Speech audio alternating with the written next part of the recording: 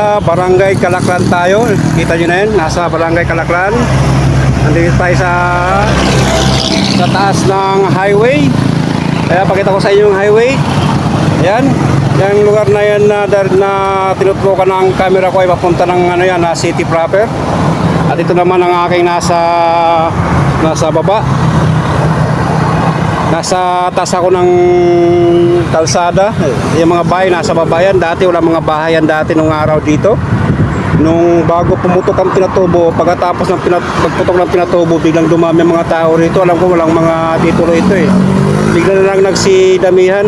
Dati dyan marami naliligo dati rito sa lugar na to eh. Ayan na may bangka pa oh. Ayan, nakita ko. Nandito tayo at nag-video tayo rito. At nagpapawis na rin dahil nga nag-bike tayo. Ayan, nasa taas ako. Sobrang init, papawisan tayo. Kulay brown na tayo sa tindi ng init ng panahon ngayon. Kaya nandito tayo. Ayun, sa baba. Kita nyo sa baba. Makita ko sa iyo sa baba. Ayan yung baba, yung baba na yan. Ito nasa taas ako. Kumaga bangin na yan dyan. Itong highway na to ay papuntang Sambales yan sa Subic. Ayan o. Kaya nag-video muna tayo rito dahil nagpahinga tayo. At mamaya pupunta tayo sa may Parola na malapit lang dito yung Parola namin. Papakita ko sa inyo at bababa tayo. At kumusta nga pala kayo mga kuya at mga ate. Sana supportan nyo ang channel ko at gawa tayo ng video pa ng marami. Kaya punta tayo mamaya dun. Yang islang maliit na yan, yan ang tinatawag dati na White Castle. Nung panahon ng mga kano dito sa Olongapo, diyan na pinupuntahan niyan lalo kapag ganito mga tag-init na. Ang dami niyan. At tapos yung sumunod naman niyan nung isla na yan ay Snake Island yan. May mga bahay na rin yan diyan. Kailangan mga punta diyan, kailangan na magpangka ka. Kung wala ka namang bangka, kung magaling ka namang lumangoy, pwede mo naman langoyin yan. Ayan yung lugar na yan, ano yung mga part ng Sambales na yan. So, yan, Olongapo pa yan. Tawagin yan ay Barrio Barito. Yan, medyo hapon na pala ngayon dito. Kaya pumunta ako rito ng hapon para hindi ganong mainit o hindi mainit. Dahil nga kapag mga tanghaling tapat, napakainit. Kaya kitang-kita natin dahil nasa taas nga pala ako. Nasa taas ako ng highway nasa taas. Kumbaga ito ay para tong sigsag na papuntang Sambales. Ito yung kalsada na ginagawa nila para yata itong road widening or bagong daan dahil may mga bahay nga doon sa baba nga tayo. Tingnan natin. Kababa tayo sa bike baka madapa tayo.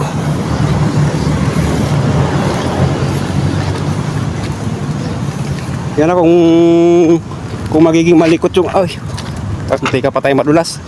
Ito na. Yan. Yung daan na yan. Aywan ko lang kung saan tatagos ito. Ito yung bago nilang daan. Yan. Parang hindi na yan. Para yata hindi na duman ng highway. Gawawala sila ng sariling daan dito. Or baka papaluwagan pa ito. Tabi-tabi po. Titingnan lang po namin. Tabi-tabi muna tayo. Tingnan natin kung ano yung mga nandirito. Check upin natin. O baka ususuhin natin. Ito pala. Ano na? Bangin. Tabing dagat na. Ayan. Kita rin yan. Ayan o. Kaikot natin yung camera para clear rin yung makita. Yan yung baba. Yung baba niya, yan na. Beach na yan na. Dagat na yan. Ayan. At banda doon ay may barko. Hindi ko alam kung military ship ba yan o ano dahil gray ang kulay niya eh, ano. Maya kuha na natin yan mas malinaw para wala tong mga kahoy-kahoy rito dahil may mga sangang tuyod, hindi nyo masyado nakikita. Yan. Ito yung kanyang lugar. Hanggang dito palang putol, siguro dadaritsin to pababa. Baka siguro to kalsada nga doon sa mga bahay doon sa sinasabi ko kanina na binidyohan natin mula rito. Ito maya akit tayo doon para makita nyo yung kung hanggang saan na ba yung ginagawa lang highway or daan. Dati may mga puno to rito pinagpuputol eh. Siguro mas maganda na rin na gumawa rin sila dito dahil nga kapag ano dyan, traffic dyan, lalo kapag gantong panahon, mga tag-init dahil maraming mga nagbibits, mga galing sa ibang lugar. Kapunta tayo doon. Yan pa yung backhoe. Katilan nga natin dito. Dahil nandito na tayo, tingnan na rin natin. Ito yung backhoe nila. Yan, hanggang dito. Ang buhangin o graba nila hanggang dito. Daanan nga ito papunta sa baba. Ayun ang hula ko. Hindi ko lang alam kung idadiretso na nila. Parang coastal road na maliit. Ito, hindi pa sila tapos. Medyo matagal-tagal na rin ito ginagawa nila eh. Nandito na tayo sa kabilang side. Ito na yung pinakakalsada nila, lupa pa. Ito, niriprap pala nila rito. Dati itong lugar na to, maraming puno to rito, mga halo-halong puno, mga mangga tsaka santol nga, pinutol nga nila dahil nga magagawa sila ng kalsada. Yan, yung lugar na yan, yan. Nandun tayo kanina, doon sa lugar na yun. Sa may buhangin na yan, doon tayo. Tingnan natin yun, ilalim. Mga pagka alam ko, itong lugar na to, accident prone area to eh. Ang huli rito na disgrasya, isang van nahulog dyan sa ilalim na yan. Tanggal yung railings, baka nag-overshoot yata yun.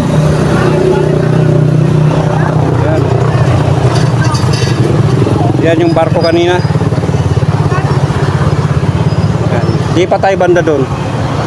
Di pa tayo. Yung lugar na yan, yung nasa taas na yan, yan ang tinatawag na Prida. Parang mga ano yata yan, yung Prida na yan ay mga inabando ng mga bata or mga wala ng mga magulang, mga ulilang lubos na yan, mga Prida yan. Diyan yan kinukuha yung mga bata dyan. Ang pagkakalam ko lang yan Prida na yan, yung lugar na yan. Yan o, babasa nyo. Tapos katabi ng Prida ay may dumambas na Adamson. Mga nagano siguro ito, mga naligo sa dagat sa Sambales. Katabi ng Prida ay public cemetery ng Olongapo. Ito. Yan. Mga cemetery yan. Mga nicho yan, mga nakita nyo mga kulay puti. Ano yan, public cemetery namin dito.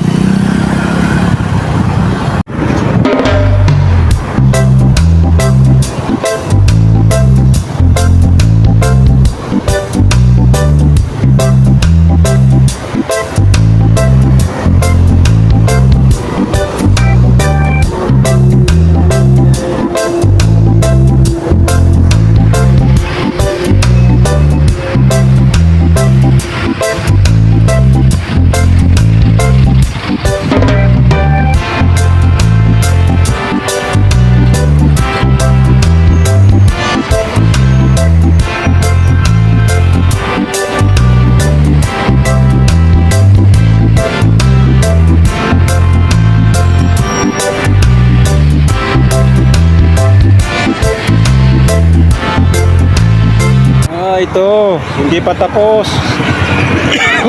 Lalagyan siguro ng tulay yan. Dahil may mga paganyan sila eh. Yan o. Yan sila natin nag-umpisa eh. Tapos ito ay drainage. Yan o. Malalim yan mga kasama. Itong lugar na to. Dito mag-umpisa, tapos yung kanina na pinuntahan natin, yun ang pinakadulo na nagawa nila. Ito matagal na ito eh. Kasi ito kaya may ganito to. Nagkaroon kasi dyan ng sinkhole dyan sa highway na yan. Kaya nilagyan na lang ito siguro yung kapag nag-uulan, lumalapot yung lupa, sa soil erosion. Kaya ginawa nila rito para tumigas. Dahil nga pag nagkaroon ng sinkhole dati dyan, nagkakapit-lapit dyan, hindi ka makausan. Pati naman yung highway namin, 2 lanes lang yan. Dapat nga ito, paluwagan na ito eh. Kaya mamaya punta tayo ng Parola. Papunta tayo. Tayo muna, nagpahinga tayo rito dahil nga pinakita ko muna sa inyo yung nagkaroon ng sinkhole dito. Kaya ito, dito muna tayo nagpahinga at pahangin tayo dito bago tayo pumunta ng Parola. Malapit lang naman eh. Diyan lang yun. Tignan mo, ang ganda ng araw oh. Malapit na siyang bumalik sa bundok. Ayan ang araw dito.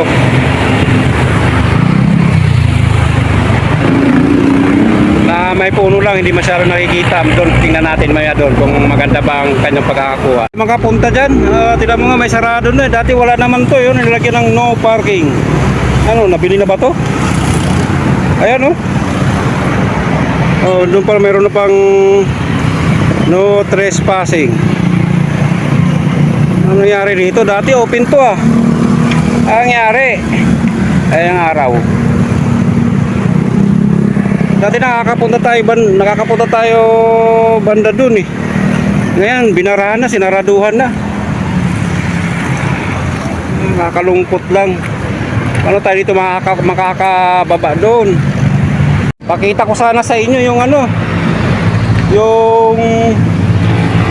yung bandang baba doon eh. Para makita ninyo ng klaro. Kasi naman nung nagkaroon naman ng hinarangan nila, naging private na yata ito or ano lang to ng barangay. Ayan oh. Ayan, daming bus. O, kita nyo? Daming bus oh.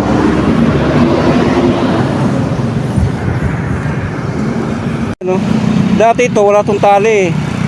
Open to eh, pwede kang magpicture dyan, magpapahapahangin. Ngayon nilagyan na ng harang at saka may no trespassing pa. Ayan no, no parking and no trespassing.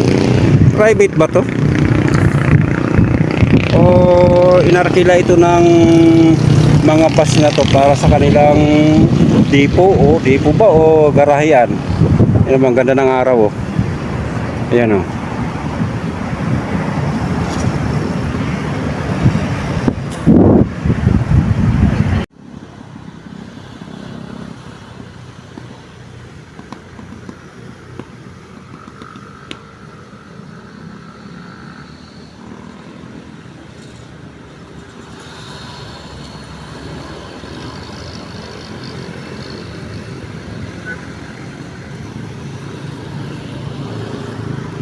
Kahanap tayo ng daanan na mapupuntahan doon.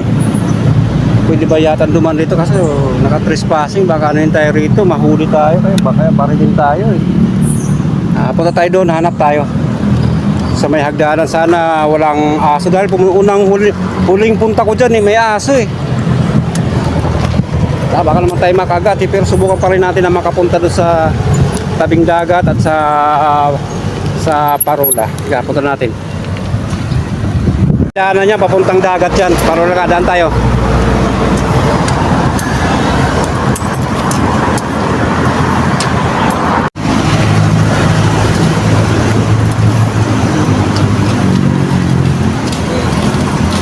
Daanan nito papuntang dagat. Dati yung mga taga Bataan, nung hindi pa bukas yung sa SBMA, dito yung daungan ng mga bangka nila. Diyan sa may tinatawag nilang Parola. Ayan, ibang Parola yan. Ano yan, lighthouse yan kung tawagin nila dyan sa may SBMA na, part ng SBMA na yan. Yung lugar na yan. Ito ay papuntang Parola. Parola, local. Yun doon, tawag nila ay lighthouse.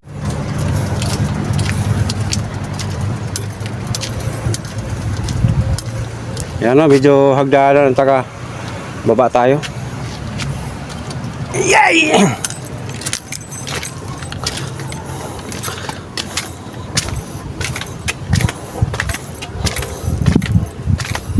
May mga tambay pa.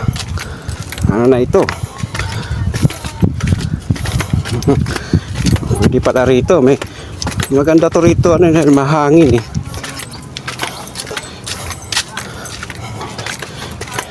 Ayan na, nasa Parola na tayo. Nasa day Parola. Ayun, papakita ko sa inyo. Hagdanan. Pababa tayo.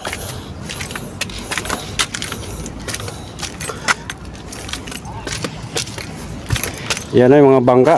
O diba, ang ganda. Ayan, pwede rito mag-business nga rito. Kaso lang, pihira puntahan, nasa liblib eh. Ma-open lang to, maganda na to eh. Gaganda to eh.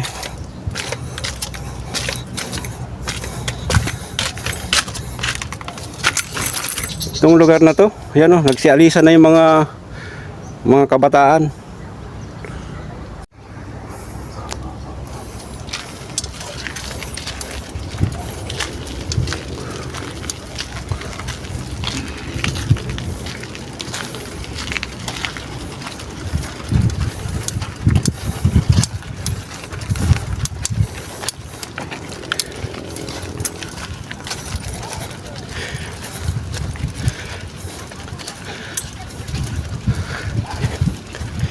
Ito yung daan, bakit hindi sila natuloy?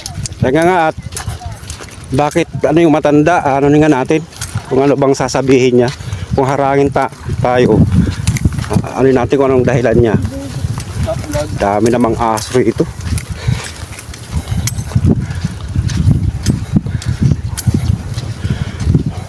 Dati walang bahay to rito eh, ngayon nagkabahay na.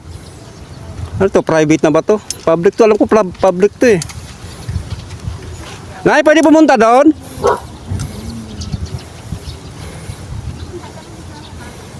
Hindi tayo pansin. Oh no! Yan, ipakita ko lang sa inyo. Yan po yung parola namin dito. Ayan, kita nyo na. Kung gabi yan, maliwanag yan, papunta doon. Banda doon, kapag nandun ka sa papuntang Morong, kaya lang sinasabi na Grande Island. Yan. Hanggang dyan lang tayo, huwag na tayo pumunta doon. May aso eh. Saglit lang tayo, tingnan lang. Pakita ko lang sa inyo yung tinatawag na parola. Dati dito ang daanan yan eh. Diyan. Sinaraduhan lang. Kaya umikot na lang kami rito. Dati yung lugar na yan, may mga gwardiya dati to rito eh. Oh, may gwardiya pa rin ba yan? Ay, may CCTV yan na yun oh.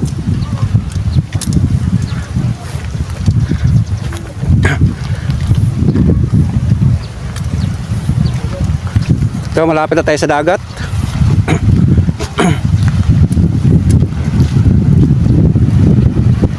Ayan, nasa dagat na tayo. At huwag na lang tayo pumunta doon dahil nga may aso. Dito na natin, pakita na lang natin. Ayan.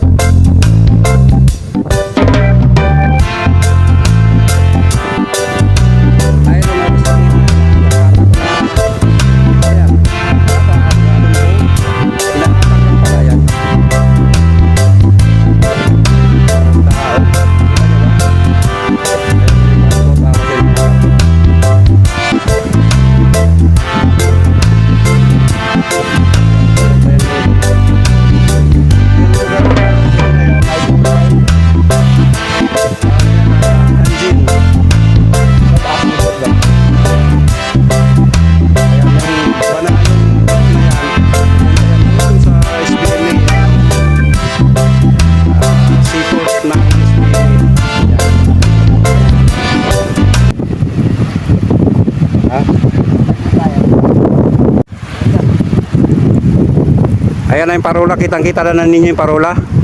Yan. Ayan ang parola. Yan.